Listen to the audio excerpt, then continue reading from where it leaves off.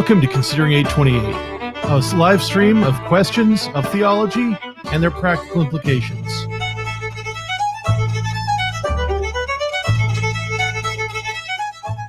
Considering 828 is a live stream of Mile One Mission. For more information about Mile One Mission, you can check us out at mileonemission.ca. And I'm your host, Steve Daw, and this is my brother in Christ, Daniel McKelvie. We're just here together to discuss theology and topics and ideas. As I said, I am Steve Daw. I am an elder at Calvary Baptist Church. Daniel is a member at Calvary Baptist Church, and we are just together to discuss things. I didn't get many questions until like the last minute this week. So for the moment right now, we are just going to pretty much talk about something I found interesting this week. And then you guys, if you want, anybody's watching and wants to put in a chat quote or a question, you can go right ahead and do that, just in case anybody is there. Anyway, Daniel, how are you doing this week? Well, doing pretty good. Busy, but it's a bit odd. It's a bit odd. I'm like the only person in my office, so it's a little bit eerie. Whereas basically the lights are off, and my little office light is on. It's very, very creepy. Yeah, that does sound actually kind of really creepy. In any case, good evening. We do have a few people showing up anyway. Yeah, I'm actually stuck at home entirely right now, though it's not because of the COVID thing. I hurt my leg, and so I just stay home. I'm considered an essential worker, so there you go. Oh, congratulations. Congratulations. You're far more essential than I am, but normally, to be honest, I would normally be going into an office, but I just am not this week. In any case, the whole COVID thing has been causing a lot of strife in Christian circles, hasn't it? Yeah, it's been unfortunate. In a lot of ways, I think COVID has been good for the church, but then also it's exposed maybe some of the divisions within the church, which is maybe been, and then some of those divisions have played out in public, which has been maybe less than awesome. Yeah, there've been a few different things going on about COVID and the way things are going. One of the cause célèbres or celebrated causes, I'm not very good at pronouncing French for linguistic things, has been the whole thing going on with the church in Alberta. James Coates is their pastor. They've been in case anybody doesn't know, it happened a couple of weeks ago that James Coates and his church, they decided to continue having services through the COVID restrictions in their area. The local government wanted them to desist because they were meeting in larger numbers than they were supposed to according to the rules, and they were not wearing masks, and they were totally fine with that. So they weren't actually they weren't doing anything of the requirements for COVID-19 restrictions in the midst of their services. And full disclosure here, the church that I'm part of, we actually are following COVID restrictions. We're down to 5 people in the gathering of 5 people. We're actually separating people out so that they're in 2 different rooms entirely to be able to do the kinds of things for technical stuff. So and everybody is masked as often as is possible for what we're doing. So we're actually following the restrictions. So obviously, I have an opinion that these restrictions are, I think, warranted based on the disease that we have. So obviously, but of course, Pastor Coates disagrees. He's completely within his rights to disagree. The difficulty is the government has an opinion too. And they decided that they would arrest him for failing to follow through with an undertaking that the government had placed upon his church to not do this anymore. And then he was arrested. And he turned himself in, fair enough, like standard things. He's following the protocols that way, but he's being held in jail, and he's refusing right now to sign on to the bail conditions, which would require him, until the trial happens, to follow through with the same restrictions, because he believes that part of what he needs to do as a pastor is to meet together in the large groups that they meet in. Is that about right, do you think there, Daniel? Yeah, I mean, this covers essentially the things. I mean, I guess maybe even as I was saying to you prior to thing. I mean, we probably don't want to get too much into the nitty gritty of what was done, or because I'm always wary of nitpicking a situation. So maybe as we talk about this, we'll start talking about a hypothetical situation very similar to the one we're talking about, and just recognize that we may not have all the facts of the situation completely accurate. And so we want to put that disclaimer out there now that it is possible that we are wrong about the exact nature of why everything was done the way it was done. Absolutely. And I mean, there could be all sorts of things going on in the background there. Yes. I think, though, I mean, based on the facts that we know, I think we can have an opinion about, well, I mean, about what we feel as Christians that we should be doing in these kinds of situations. So, what's your opinion on? I mean, Calvary, of course, is following through on the local COVID restrictions, or at least trying to follow them as closely as we can. Some of them are a little vague, so we're not completely sure how to do it, but we're working on it. What is your opinion on the whole thing? Is this a good thing, a bad thing? I don't think there's anything good to be said about the whole thing in general. Right. In this, and that's for several reasons. I guess it saddens me to see this disagreement playing out in the church. I mean, we're talking about this right now. It's sad that we even have to have this discussion in the first place, that churches are being placed under these restrictions, whether they're warranted or not. It's sad, right? And to be fair, I think it's concerning. Like, even though I would probably say, that I probably would not personally have made the decisions that Pastor Coates did, at least given the information that I have. I do find it concerning the degree to which the government is enforcing this matter and the way they're enforcing it. But then, I mean, I think the government too, right? And that's in the sense that, I mean, if you make a rule, like, it's like my children, maybe is the best way to put it, right? If I tell my children, if you do this, if you don't do this, if you don't make your bed, then you will go to the corner, right? Then they don't make their bed. Well, if I don't make them go to the corner, then the next time they won't listen to me either, because they're like, well, Daddy didn't mean it. And so I am sympathetic to whether or not it's right or not. I'm still sympathetic to the fact that the government felt they had to, right? And so in general, I don't think there's any winners in this whole situation, to be fair. Well, and I mean, there's a lot of different things to be teasing apart here. I mean, we talked about this before we went on air, and there's kind of a difference between the question of what we do as Christians and what we do as citizens of Canada, and obviously there are some things that, well, as a citizen of Canada, I have to say there are some troubling things that the government is feeling necessary to do. I mean, normally it's not a good thing to be arresting pastors for issues of conscience. I mean, if you're going to be arresting people for issues of conscience about which generally right-thinking people can disagree over things, then you've kind of the pastors should be the last people you're arresting about that.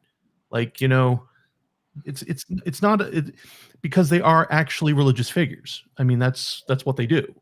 And this is true not just of pastors, to be fair, too. Like, it gets a bit creepy, too. Like, any religious figure is being arrested by the government. Absolutely. From a citizen of Canada, it starts to make me feel a little bit weirded out. Right? I mean, you can think on a global scale, like some of the horrible things that are being done in China to the Uyghur Muslims. Like, I probably butchered the pronunciation, right? I mean, it's pretty much genocide, right? Absolutely.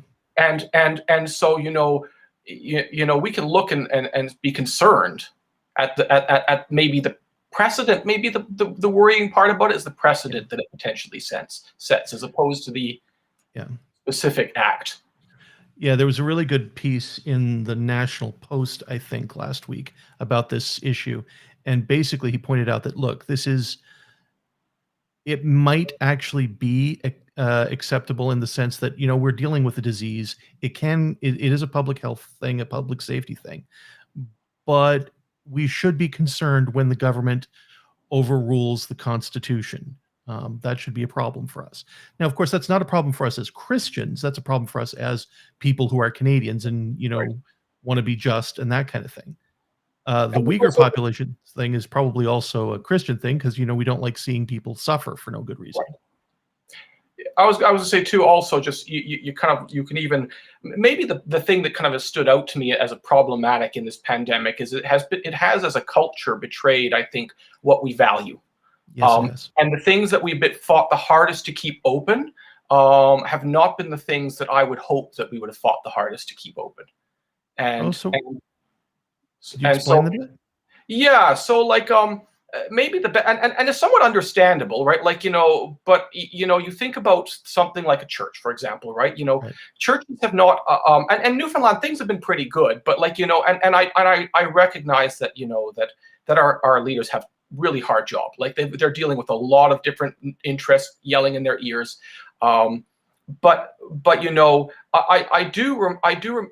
do often get the feel when you're watching this that you know despite the fact that freedom of religion is in the Constitution, it sort of slips down below things like restaurants and so on because those things make money Right. and have generate economic value in a sense. And so and it's probably not just churches that this problem occurs for. I notice it more because of churches, but there is certainly like been a focus on certain aspects of our society and making sure that they still function. And part of that is necessary. We need jobs and food, put money on the table, money to put food on the table. But Yeah. but there is a sense in which it does feel like society's priorities have been laid bare and they're maybe a bit wanting. Uh, Yeah, and I mean that's if we want to get into other situations like that. I mean, I've noticed that generally speaking, for example, plays and artistic expression has had more restriction generally than, say, for example, team sports. right. Um, That's a great example. That one. Yes, that is true. Right. yeah, and I mean, there are reasons for that, but I actually kind of think they might not be great reasons. Right. Um, Team Yeah. sports, and in fact, going back to this most recent outbreak, it was team sports that kind of caused a lot of it. Yes. So to be fair, I don't want to put too much to the finger because I've been to Costco, I've been around, Yeah, I mean I think it's pretty clear that none of us, and when I say none of us, I mean all of us as a whole right. province, were really being that careful, and it was inevitable. It just they got unlucky, right? They Yeah, were the one that just got it, right? But it could have easily been me having you over for supper. That could have been right. it could have just as easily been something like that started it off, right? It could have been, though. I No, it mean, wasn't. by a statistic, no, it wasn't. I still have not actually shown any symptoms of COVID for the entirety of the year and a half that we have had the COVID restrictions in Okay, place. there you go. But of course, it would have been harder for things to happen in instances where there aren't a lot of people getting together. Like, Yes. for example, if well, churches do have a very high set of restrictions right now. They Yeah. were lower for a while, but honestly, if most of the churches were following it, it would be very, very difficult to actually have community spread in the church. Yes. I think it would be much easier in an overcrowded supermarket, as Yes. some of them Costco were. was particularly bad. Well, at different times. I At mean, different time, depending on the time you go. Yes. yeah, yeah, and I mean that's neither here nor there. I don't want to come down on one specific retail thing, but again, what you were saying, retail tended to be of more higher value because of the economic benefit that it brings than, say, for example, other things that were not quite so economically noticeable. Yes. Um, so it was like the economics tended to be more valuable as a society than, say, artistic things. Similarly, from the church perspective, it does seem like there is a situation where some people would seem to think that things like sports or retail were more important than having church, or restaurants were more important than having church. Yeah. I think that Now, would be fair to say. yeah, but I mean, the problem that I'm going to have there is that I'm not really sure that was a problem that COVID or the government caused, No. as much as it's the restrictions that the government is placing based on COVID show. The fact is, I had a problem before this whole COVID thing happened when, to be honest, the majority of Christians would call themselves regular attenders if they showed up about 25 to 50% of the time. Right. And that not 25 to 50% of the time that the church building is open. I mean, like 25 to 50% of the weekly services Right. that a church would have. And, that people would miss church for all sorts of reasons, like, I don't know, brunch, or I sports for my kids, or all sorts of interesting things. And that's going to change not only the way that the society sees the church as valuable, but also the way individuals see the church as valuable. Which is going back to the whole Coates thing. James Coates, I think that's where I kind of agree with him pretty heavily. I think that meeting together as a church body is really, really important. And it's mandated in the scripture too. Like it's mandated. We can get into but the scripture does mandate us gathering together. Absolutely. And so this is why part of the thorny issue of it comes is this question of when should we as a Christian decide that, okay, the government, I have to break the law in order to continue to be faithful as a Christian. Right. And that is a very difficult question. Yeah. And of course, it's not going to be as easy as, a big, the easy cases would be, easy to talk about. Everybody would agree about it. But this kind of thing that we're dealing with the COVID restrictions, well, it's a little bit more of a question. I mean, is it too few people to have 30% of your church building, or 10%? I mean, the restrictions are different in different places.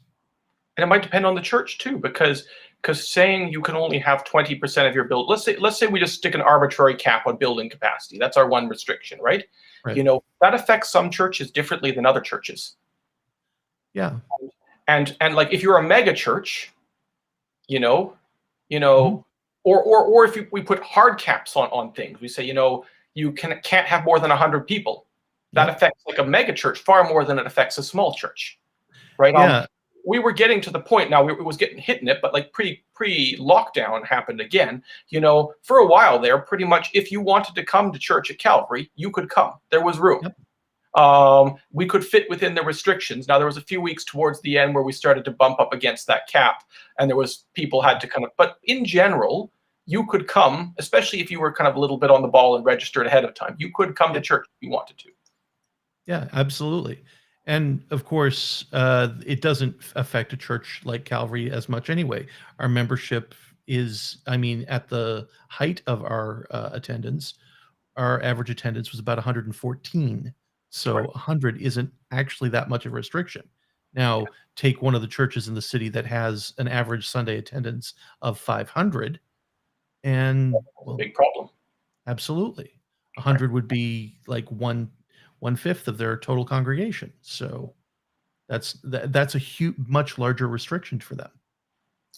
I think for me, it comes down to, and we talked about this, Steve, I think before, but when people talk about, when we look at the biblical side of whether or not something, like from a biblically immoral or unjust law or restriction that is placed upon the church, there's really two ways of looking at it. Because we've got the biblical ones. Maybe I should roll back and say we've got unbiblical reasons for not wanting things and then we got biblical ones, right? And when I say unbiblical ones, I don't mean wrong, right? Per se, right? In the sense that I just mean that I don't know, raising minimum wage, just for example. That's a very foreign question. You will find lots of studies telling you that raising the minimum wage is good for society, and lots of studies showing that raising the minimum wage is bad for society. People disagree greatly over this question, right? And it's possible we disagree about this question. Right, it's possible we disagree about this question. I haven't asked you, right? But and this is the problem is and there's lots of evidence to argue, and people could even come from the same moral position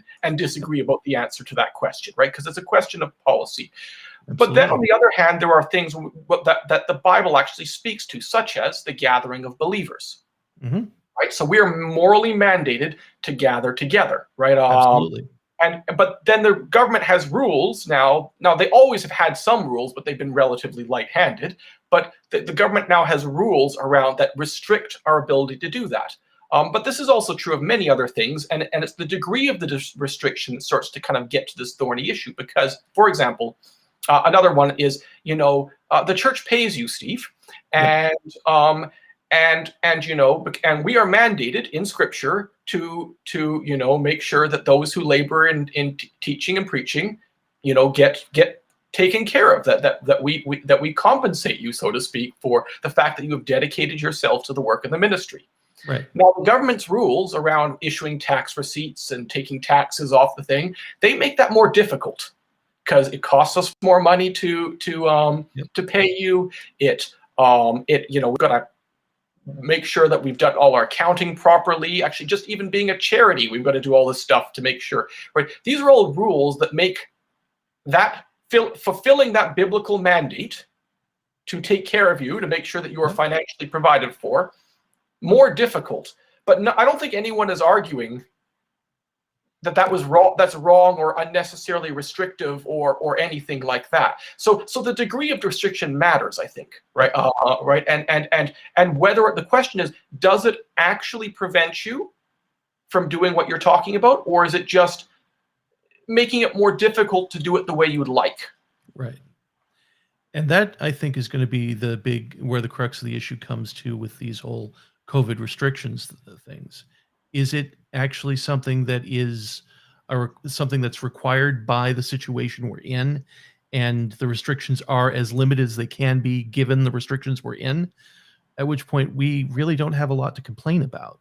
But Right. if the restrictions start to be more onerous than are valid for the situation we're in, I mean, and unfortunately, there are all sorts of ways that this can happen. I mean, let's face it, China does tell you that they have freedom of religion. It's just that they put a heck of a lot of restrictions on that, on what they will call religion that is acceptable to them. I mean, that's why they have state churches and not state churches. Yeah. I mean, as long as you pay homage to Caesar, you're good. Yeah, which Christians tend to have a problem with. Right.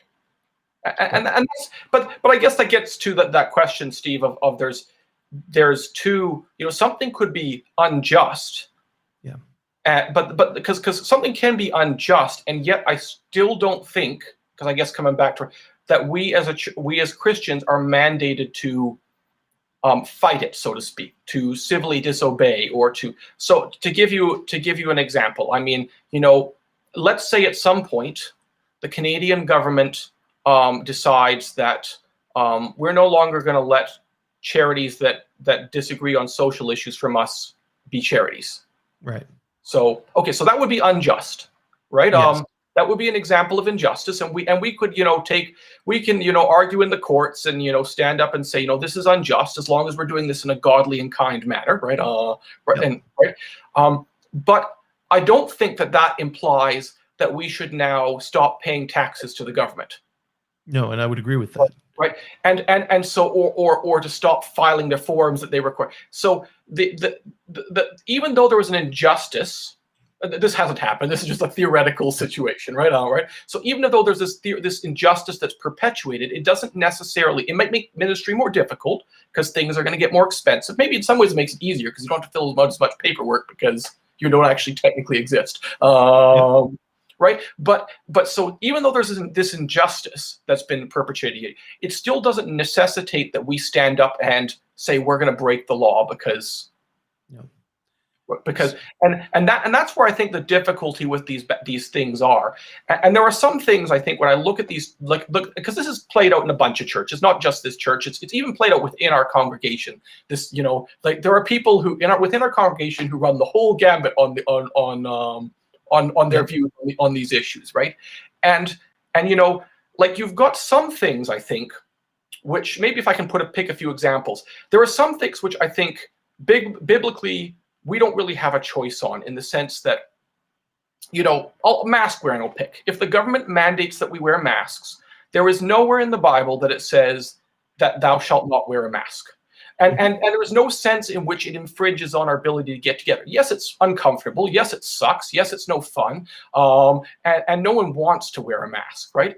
But I don't think you can make any credible biblical argument that mask wearing infringes upon our ability to be Christians. I think it would be very difficult, but yes, it'd be very difficult to do that, right? However, when we come to the question of how many people should gather together, how long is too long? So you could say an emergency situation. Let's say tomorrow there's well, actually think Snowmageddon, right? yep. Snowmageddon, we didn't have church during Snowmageddon. And no one complained because clearly it is an emergency. We can't get out on the roads. It's not really possible. It's like no one cares that church didn't happen for a week or 2 weeks. It's 2 Sundays, I think we missed. It was 2 Sundays, yeah. 2 Sundays we missed, right? So no one particularly thinks that's a big problem that we missed 2 Sundays. But if that goes on for a year, like we're talking now, yeah, that's when those questions become more complicated. And maybe my best way to say this is even though I am comfortable with our position as a church, I understand why Christians might feel that restrictions such as the ones that we currently face at the moment, where you only can do streaming basically, are untenable and they're not in keeping with Scripture. And even though I don't think that we're quite at that point yet, I do understand that maybe Christians can have a moral view on that part, even though I don't think you can for example, I just use the mask wearing as an example too. That I don't think there's a moral question to be had there. That's just submit to the government. So it's on the gradation anyway. I mean, where I would disagree with Pastor Coates isn't that he's wrong about saying that there would be a level at which these restrictions become too onerous for churches and we're going to have to disobey. I agree with him there. I just would disagree that we've reached that point. Right. Yeah. And that's maybe the question, because this is very gray. We could think of the classic example of, I don't know, hiding people from genocide, like you mentioned to me, right? Right. Like that, clearly we should, we as Christians should disobey the law, right? If the law says that, I don't know, all Black people need to be put in concentration camps, then, we should disobey that law. Right. And vociferously. Right, and we should fight that law. Like we should do what it takes to hide people who are being oppressed in that manner, right? So in that sense, I think, but its situations are rarely that clear. They usually are much more gray, and you get these current example where the line at which everyone thinks we've crossed that point is very difficult to determine. And of course, there's that line is going to move depending on different situations too. I mean, we were discussing the question of medical licensing and, say, for example, medical assistance in dying or euthanasia or abortion. I mean, can doctors right now have a conscience protection? Will they always? I don't know. And I mean, at some point, there's going to be a injustice there. Though I think there's something else too that I'm kind of worried about when it comes to the church as well. And that's that we're protesting for ourselves here. Yes. I worry sometimes that we're actually not well known for, going against injustices when they're injustices against people that aren't us. Now, there are of course exceptions. I remember back when I was in law school, there was an instance where there was a guy who was beaten up for being homosexual, and as a result, a bunch of people marched. And I do know some Christian friends of mine who marched to protest, somebody not actually getting arrested for assault, because apparently the guy deserved it. I guess I don't know, but that was an injustice that the guy deserved it. No, the guy did not deserve it because. You don't deserve assault. I'm sorry. No. I just want to clear that up just before anyone. Right. We're in a Western society. Adults don't beat each other up. It's just not a thing. And if you do it, you should get arrested. That's just a normal thing. If 3 guys beat up on 1 guy, you should always be arrested for that. Yes. But there have been instances where there have been injustices happening, and I was in a small town at the time, and that kind of thing. Christians should have stood up for that, and I was happy that some did. Um, but unfortunately, that's not what we're known for usually. We do get a lot of press for standing up for ourselves. Um, Now, that said, there are lots of instances where we do that. I can remember there's a lot of cases where you'll get if you again, I did law school a long time ago, so you'll hear with these things where friends of the court will give an amicus brief in favor of a case. And there have been a lot of instances where Christian legal associations have given amicus briefs in support of Muslims, Buddhists, Jews, sometimes even atheists, depending on what the law situation was. And if they saw it as an injustice, there are ministries who would fight against that. And that's a good thing. I just think we as a church need to be more about that. Yes. Yes, well, a lot of the times when you look at in the Bible too, when it talks about standing up and fighting for justice, is like we're not talking about justice for ourselves, No. right? Like Christian civil disobedience when the injustice is leveled at us looks very humble and quiet, and you just take what the consequences of your actions. Now, and so there is a sense in that we don't fight enough for the injustices around us, right? I mean, we should do this like not even just because it's good for us to like, it's just because biblically we should be people. I mean, you think about through history, some of the great Christian leaders we think of through history who fought injustice, right? And I mean, you think about the slave trade, right? And how that was abolished. The irony, actually, probably of the slave trade, the sad part of it, it was fought against by a bunch of Christians, while a bunch of other Christians tried to justify it. In a lot of cases, yeah. And it's maybe this is the whole thing here is that it feels maybe we're fighting the wrong battle, especially considering the depth of the darkness in our country. And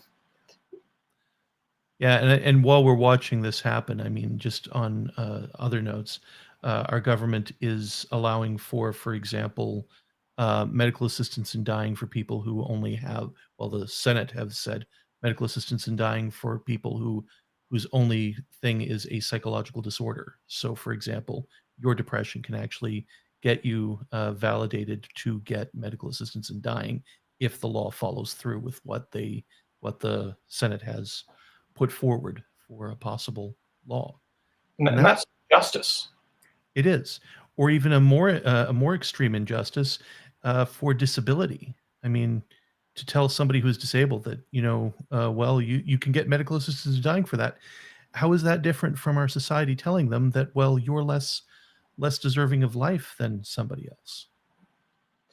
And that does make for a bit of a question too, because there's several levels to that injustice too, in the sense that society doesn't take care of these people, or it doesn't. And that it's just a mess. It's a mess. It really is. And I think that we as Christians, we should care about these issues more than we do. Yeah, and I think we should probably care a lot more thoughtfully than we do. Because I mean, the fact is, there is an awful lot of things that are going on in the background, and it would be easy if we could just simply say, "Well, this is obviously right, and this is obviously wrong." But we have a lot of things that we have to deal with there. There is a need to be compassionate for people. There is a need to be able to help other people, and there is a problem if we as a society don't help the least among us. And it's pretty bad that we've gotten to the point where, the society is actually getting to the point where we would say that, death would be actually more preferable to learning to deal with people in more positive ways, more constructive ways.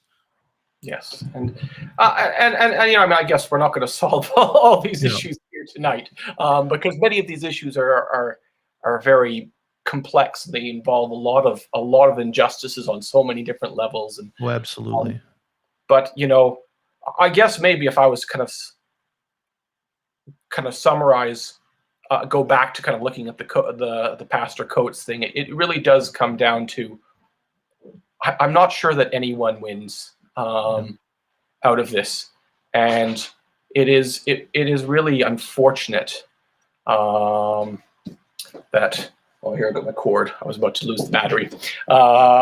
It's really unfortunate that we maybe as Christians have picked this hill to die on. Yeah. Um, but at the same time, I also have a lot of sympathy for the families involved, because we have a father and a husband who is not with his family now. He's in Right. jail and they can't see him, and he is doing that.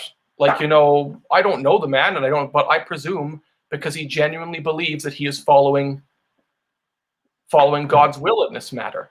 And whether or not he is right to do that, that he whether or not that is warranted by the Bible and stuff like that, I think we as Christians should also be careful before we throw too much flack at him as well, uh, Absolutely. because I was well actually I was just thinking, we as Christians are meant to be known by our love for one another. And sometimes it seems that we in the church spend more time attacking one another for our Yeah. minor differences than we do, celebrating, the one thing we do have in common, which is Christ. Right. And let Um, and I mean, for that point, let's be totally clear. We do not think that Pastor Coates is a heretic or anything like that. We don't think that he's unchristian. I actually pray for the man, and I think Christians should. Um, I'm just not sure that the situation is. Uh, and of course, this goes back to something else. We're Christians. We know that everybody's sinful. So we yes, know that everybody, I mean, if you want to look for ways that somebody's wrong, it won't be hard to find. It's no, always true. There are no angels on this in humanity.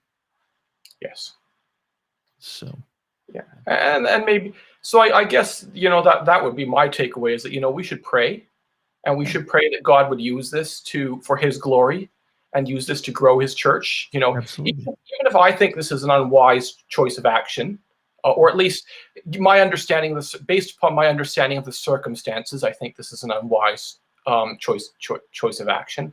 But that doesn't mean that that we can't pray that God would use this and redeem this for His glory, and that when we come out of this, pray that the church can come together and heal. I mean, I think about one thing that's always struck me is you think back, and you read about this in church history, the difficulties this caused was.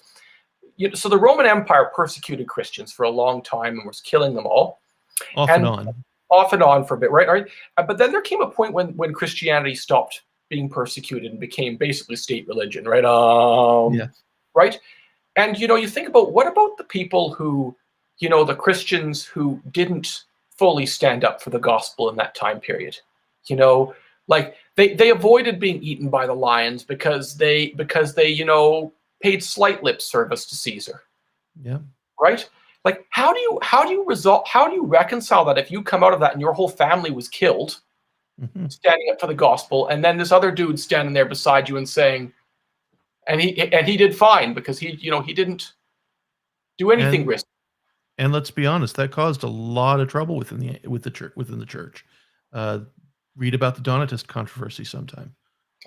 And so I think that's we need to kind of, this is not the first time the church has faced this sort of issue, No. and so maybe that should be the comfort in all this, is that we don't, that God is working, and just like He was working back then, He's working now, and we don't understand it, but there is I think the key is that we need to find a way to forgive and move on, and come together as the church Yeah. as this And of thing. And of course, this is kind of central to recognizing that God is in fact in control. I mean, the morning devotions that I do, I'm going through Romans 8 right now, and Romans 8, 28 and 29 are pretty clear about this. God is still in control. He will use this for his glory. The only question is going to be whether it's going to be for our good as we love and serve the Lord and are called according to his purposes. And Mhm. so I think that's what we need to be, a people who focus more on following God and then be faithful in the midst of it and pray that God use it because he will. Mhm. Yeah, and I think, and we, as long as we're faithful and we continue to press forward, and trust that God is working, and be humble about how we do that too, right? Absolutely. And recognizing that we might not actually understand things, because here's the thing: at the end of the day, you and me might be wrong about this Absolutely. issue, right? And you know, maybe restriction is just the precursor to the government enacting all sorts of restrictions of the church. I don't think so, but Hey, maybe we just didn't see it. Um, but I think, as we pursue this, let's pray for each other, and let's encourage one another as Christians, um, and try to speak civilly, at the very least, speak civilly to each other. though we should Because probably speak civilly to a lot of everyone. nasty stuff on the internet between Christians regarding this issue, and it does make me very sad on both sides. Like, the nasty stuff is not limited to one side of the issue. Let me be clear. Like, there's plenty of people saying nasty things on both sides, and it makes me 100%. sad. And it should.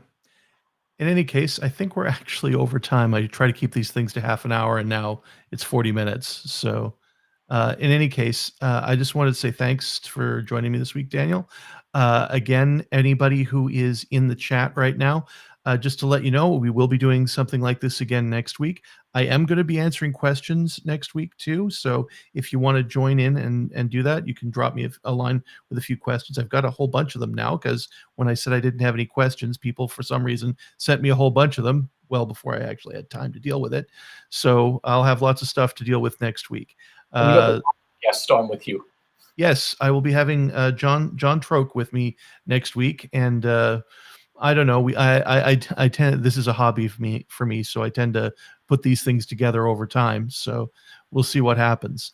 In any case, thank you for joining me, Daniel. Thank you for joining us, everyone out there, and God bless. And again, big takeaway for this one: let's just be faithful Christians in the midst of all of this. It's going to include being loving for one another, and even for those who disagree with us, especially if they claim the name of Christ. Anyway, God bless. Bye.